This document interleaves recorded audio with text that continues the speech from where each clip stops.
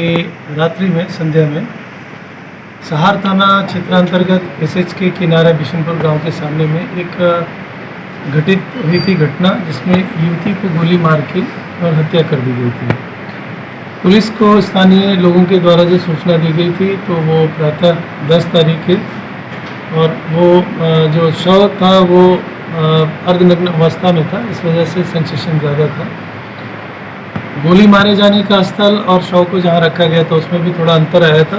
Police ने अपने बयान पे, थानाध्यक्ष ने अपने बयान पे इस कांड को दर्ज किया और युवती की पहचान उस घटना के बाद से नहीं हो पाई थी। तो पहचान स्थापित करना एक बड़ा उसमें चैलेंज था और दूसरा घटना किस प्रकार से घटित हुई इसको भी उद्भेदित करना था। इसलिए एक टीम गठित की गई थी और महिला पुलिस ऑफिसर के को इस कांड का अनुसंधान करता बनाया गया था। पुलिस ने इस बीच में कार्रवाई करते हुए और बहुत ही सधे तरीके से टेक्निकल एविडेंस के आधार पे उस व्यक्ति की पहचान सुनिश्चित की और उस युवती की भी पहचान सुनिश्चित की गई। और युवती इस राज्य से बाहर की रहने वाली किसी ज़िले की है, जहाँ के स्थानीय पुलिस से भी हम लोगों ने संपर्क करके और उसके पहचान को स्थापित किया। इस जिले के एक अपराधकर्मी जिनके द्वारा इस घटना को कारित किया गया, उनकी भी गिरफ्तारी सुनिश्चित की गई और उनके द्वारा पुलिस के समक्ष अपने स्वीकारोक्ति बयान को जो बताया गया उसको टेक्निकल बेसिस पर भी पूरी तरह से सत्यापित किया गया घटनास्थल को।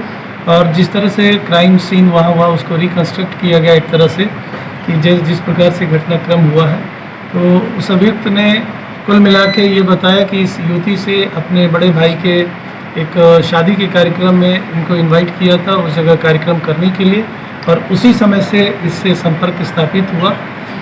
युवती का संपर्क इस राज्य के बाहर के भी लोगों से है, जहाँ पे यूट्यूब पे अपने गाने को और नाच को अपलोड करके और उस पर अपना ये प्रसार प्रचार करती थी। इसी क्रम में इस युवक से भी इनकी नज़दीकियाँ बढ़ी और कालांतर में इसी जगह पे युवक के घर पे आके 1-2 बार भी, जो अभी तक के इन्वेस्टिगेशन में है, कि वो युवती गई भी है और कुछ विवाद बढ़ा और पारिवारिक परेशानी बढ़ी और इनकी व्यक्तिगत परेशानी बढ़ी।